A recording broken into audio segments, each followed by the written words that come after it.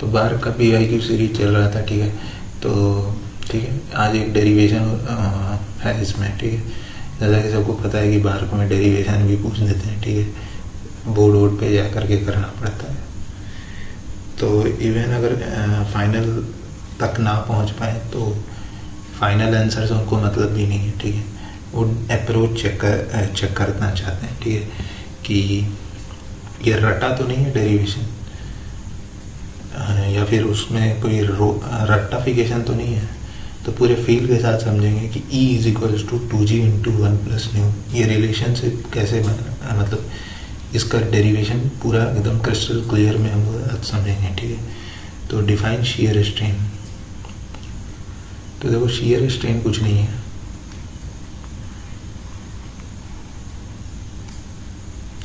जैसे ये कोई रेक्टेंगुलर लैमिना है, ठीक है, इसमें शियर स्ट्रेस हम लोग ऐसे लगाएं, शियर लोड लगाएं, ठीक है। तो इस फोर्स को बैलेंस करने के लिए टाउ इनटू एरिया, एक नीचे में भी फोर्स डेवलप होगा, ये ऐसा कपल प्रोड्यूस कर रहा है, उसको बैलेंस करने के लिए एक कॉम्प्लीमेंट्री शियर स्ट्रेस इंड्यूस होगा, ठीक है। अच्छा, अभी इसके बीच का एंगल 90 है, ठीक है। खुद सोचो, अगर किसी बॉडी में हम लोग नॉर्मल स्ट्रेसेस लगाते हैं, ठीक है, नॉर्मल लोड लगा रहे हैं,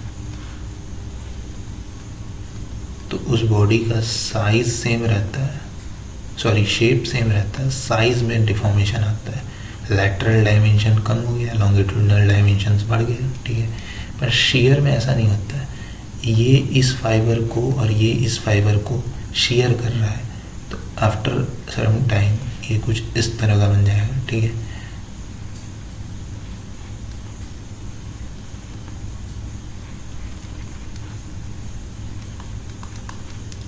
लेट्स सपोज ये गामा/2 है, गामा/2 है, ये 90 माइनस गामा/2, ठीक है।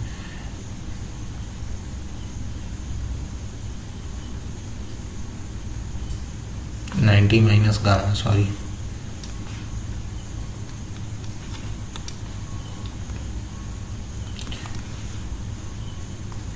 तो ये shear strain basically change in angle, ठीक है, between two mutually perpendicular planes, ठीक है,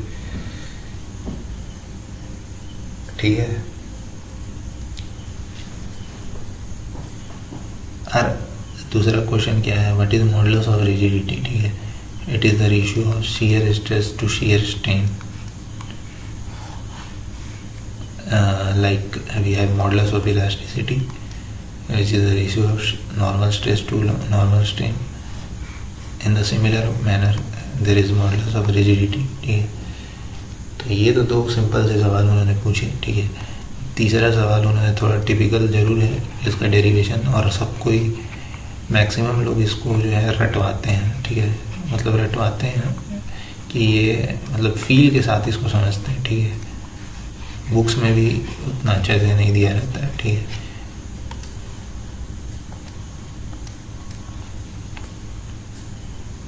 सपोज करो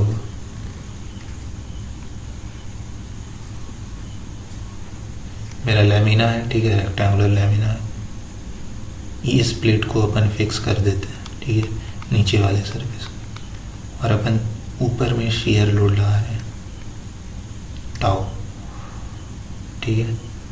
तो किस तरह का डिफॉर्मेशन देखने को मिलेगा, ये तो बचपन से इस तरह का डायग्राम देखते हैं कि ये कुछ फाई एंगल से,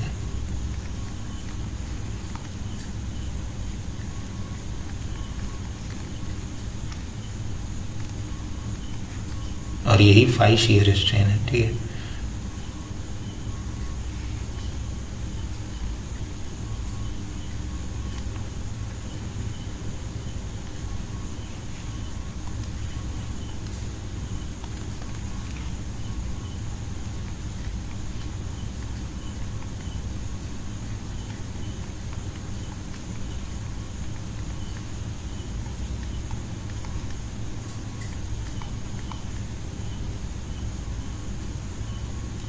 लेट्स कुछ नाम वाम दे देते हैं, A, B, C,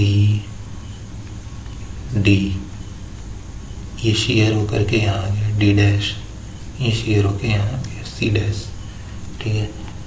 अच्छा देखो इनिशियल डायगोनल ये था, अब जो है नया डायगोनल ये है, ठीक है। तो खुद सोचने वाली बात है कि डायगोनल जो है उसका लेंथ बड़ा है, ठीक है, ये वाले डायगोनल का, ठीक है, और इस वाले डायगोनल का लेंथ घटा है। इट मीन्स कि एक डायगोनल पे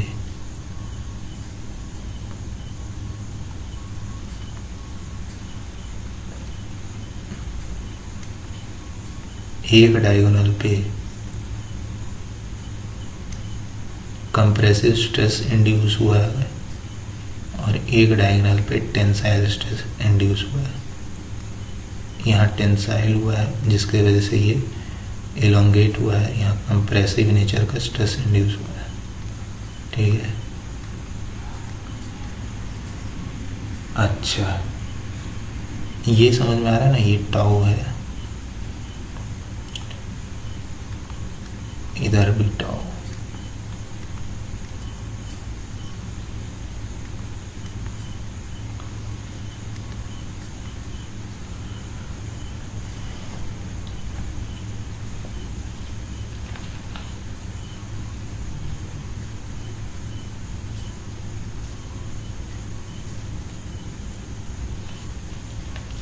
ठीक है।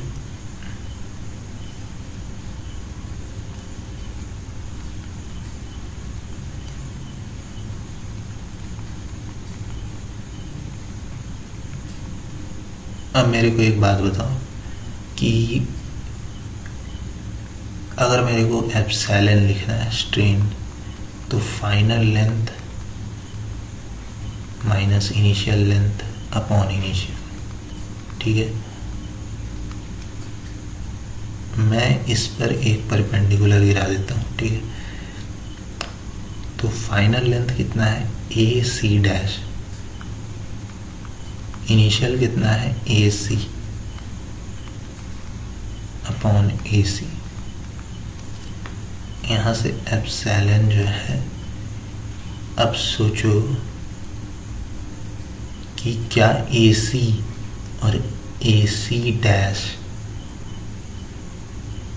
देखो ये लेंथ ए सी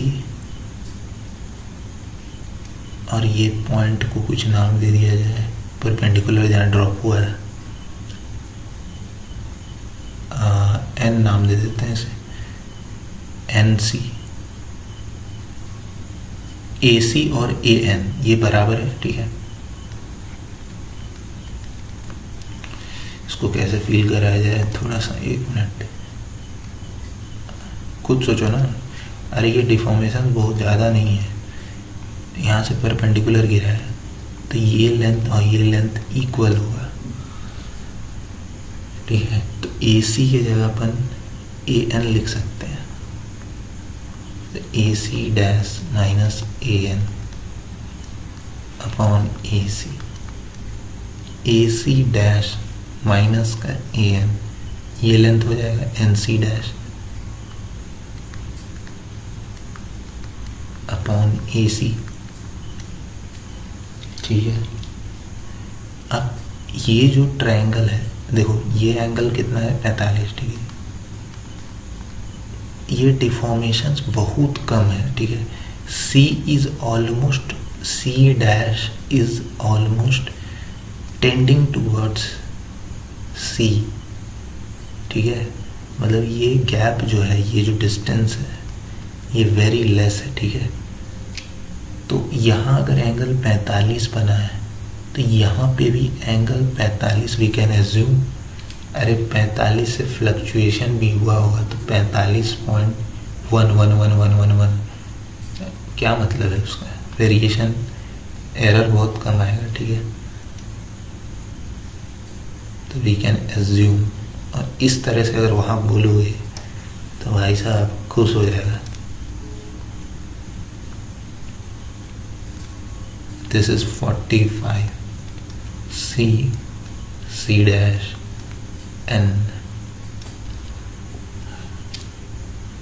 ओके, अब ट्रिग्नोमेट्री आती होगी आपको, सो cos 45 ले लो,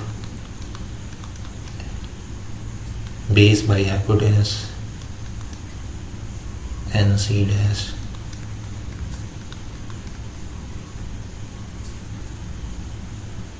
तो यहाँ से एन सी डैश की वैल्यू यहाँ से सब्सटीट्यूट कर दो, सी सी डैश cos 45। अब इस वैल्यू को यहाँ सब्सटीट्यूट करेंगे,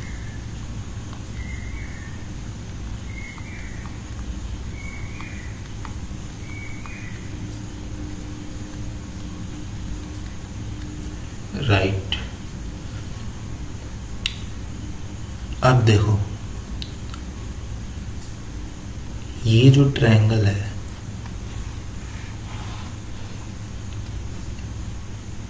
ABCD,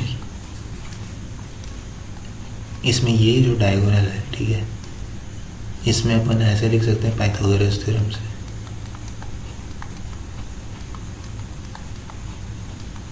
एंड सिंस ये इक्वल है √2 टाइम्स AB और √2 टाइम्स BC, ये लिख सकते हैं, ठीक है, AC का वैल्यू, तो यहाँ AC का वैल्यू √2 टाइम्स BC लिख देते हैं।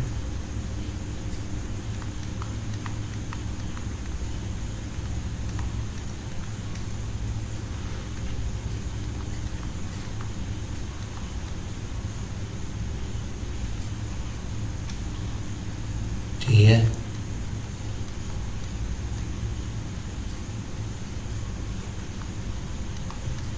ये √2 और ऊपर का √2 मिलके 2 हो जाएगा, तो ये हो जाएगा epsilon is equals to half CC dash upon में BC। अच्छा, CC डैश अपॉन BC इस ट्रायंगल में जरा देखो,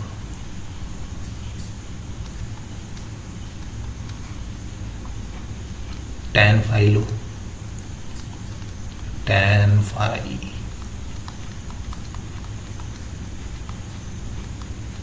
since this deformation is very small, so tan phi is approximately equals to phi, और phi क्या है, shear strain है, राइट। यहाँ हो जाएगा epsilon is equals to half phi।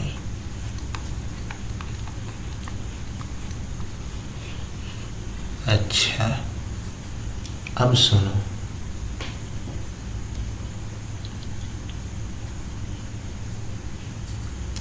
अपन लोग किस एप्सिलॉन किसका निकाल रहे हैं, इस डायगोनल के लिए निकाल रहे हैं ना, ये जो डायगोनल है,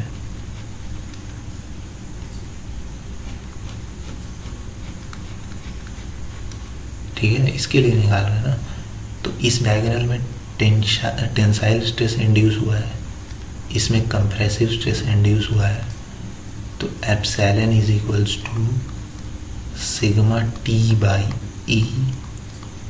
ये जो स्ट्रेन है कंप्रेसिव वाला, वो इसके लिए लैटरल स्ट्रेन है, ठीक है, कंप्रेसिव वाला जो स्ट्रेन है वो इस डायगोनल के लिए लैटरल स्ट्रेन है, ठीक है, एंगल 90 डिग्री है, ठीक है, तो माइनस एप्सिलॉन टेंशन, ठीक है, tension minus new times sigma C by E। अच्छा, यहाँ तक कहानी साफ है।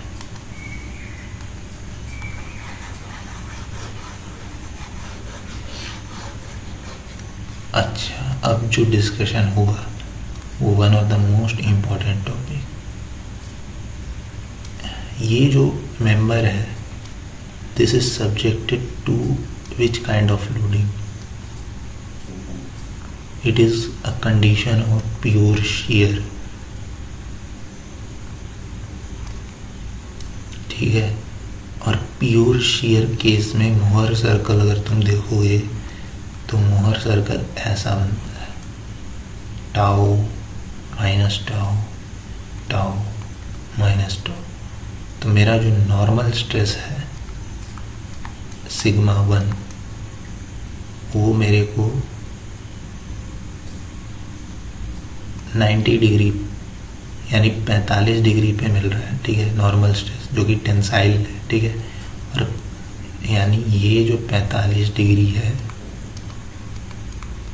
ये बेसिकली ये टाउ है, ठीक है। जो टेंसाइल स्ट्रेस डेवलप हुआ है वो टाउ, उसका मैग्नीट्यूड कितना है, टाउ। और कंप्रेसिव वाले स्ट्रेस का मैग्नीट्यूड कितना होगा, माइनस का टाउ। ये रट लेते हैं बहुत लोग,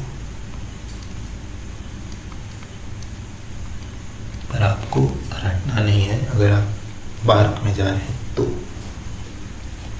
अब एप्सिलॉन रख दो यहाँ पे, tau upon E minus nu minus tau upon E. इसका फीलिंग है ना, प्योर शेयर केस में 45 डिग्री पे मेरे को मैक्सिमम नॉर्मल स्ट्रेस मिलता है, ठीक है, टेंशन में।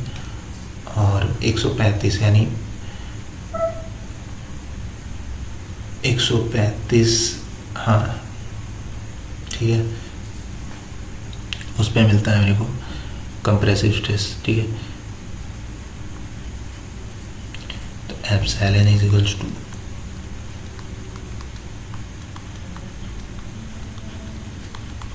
ठीक है,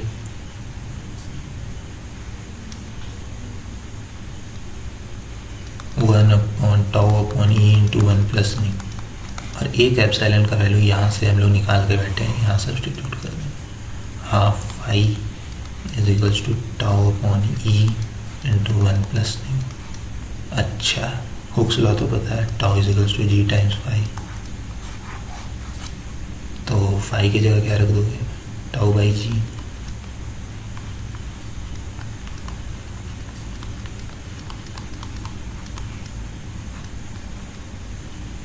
तो यहाँ से क्या आ जाएगा, E बराबर 2g into 1 plus new. This is the complete derivation, ठीक है।